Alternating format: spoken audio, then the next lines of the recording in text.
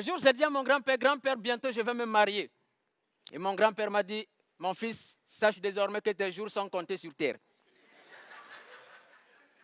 Je lui ai dit, mais pourquoi grand-père? Il me dit, parce que le mariage, c'est la seule guerre avec laquelle tu dors avec ton ennemi tous les jours.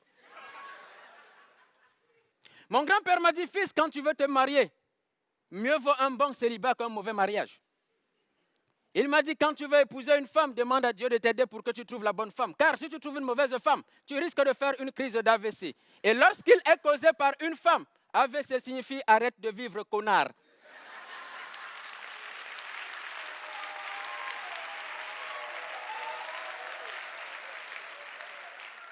Ça, c'était mon grand-père.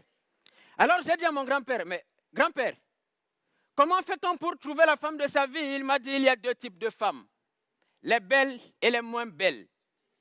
Mais si tu veux la paix dans ton foyer, n'épouse jamais une belle femme. Car qui épouse une belle femme a les mêmes problèmes que celui qui cultive son champ de maïs au bord de la route.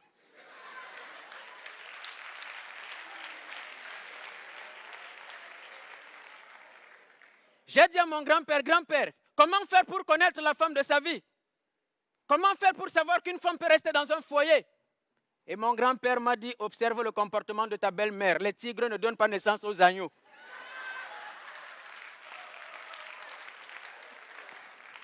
Mon grand-père, il m'a dit un jour, si ta femme, même en blaguant ou dans les problèmes, te dit, je vais te quitter, sache qu'elle t'a quitté depuis. Et si tu la vois simplement à côté de toi, sache qu'elle attend simplement que ton rival lui envoie les sous pour déménager. Je n'ai pas écouté les conseils de mon grand-père, je me suis marié. 2 mois après, ma femme m'a quitté. Elle a épousé un idiot qui venait de l'Europe, parce qu'il lui avait promis le paradis sur terre. Après avoir passé 2 semaines dans la maison de ce petit cancre, elle me rappelle au téléphone un matin, elle me dit, chérie, s'il te plaît, excuse-moi, je sais que j'ai merdé, redonne-moi ma chance, est-ce que je peux revenir vivre avec toi? Je me suis mise à rire. Elle me dit, chérie, tu ris alors que j'ai des problèmes? Je lui dis, non, je ris parce que tu viens de comprendre que le tourisme est différent de l'immigration. Reste là-bas.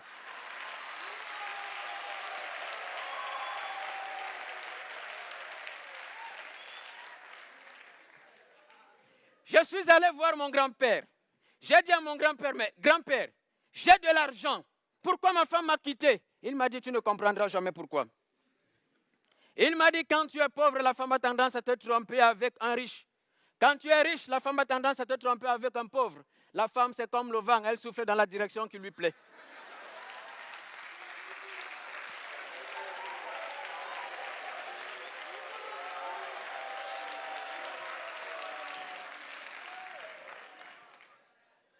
J'ai dit à mon grand-père, grand-père, j'aime mal. S'il te plaît, grand-père, permets-moi de comprendre la femme. Mon grand-père a ri. Je lui ai dit, ma femme m'a dit qu'elle me sera fidèle. Pourquoi elle m'a trompé? Mon grand-père m'a dit, la fidélité aujourd'hui, cher fils, à l'heure des nouvelles technologies, ne se déclare plus avec la bouche, mais c'est dans le téléphone. Je lui dis, pourquoi? Il me dit, parce que pour déshabiller ton partenaire, tu n'auras jamais besoin de code. Mais pour allumer le téléphone de ton partenaire, il te faudra un code, car nos téléphones sont devenus plus intimes que nos parties intimes.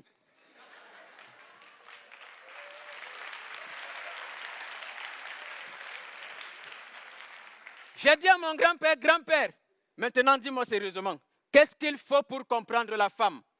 Et mon grand-père m'a dit, mon fils, aucune science, aucune étude, aucune analyse médico-légale, aucune doctrine, aucune religion ne comprendra la femme.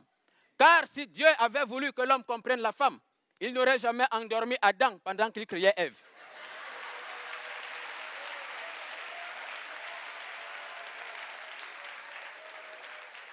Et moi, j'ai dit à mon grand-père ce jour, grand-père, je comprends maintenant d'où provient l'incompréhension de la femme vis-à-vis de l'homme.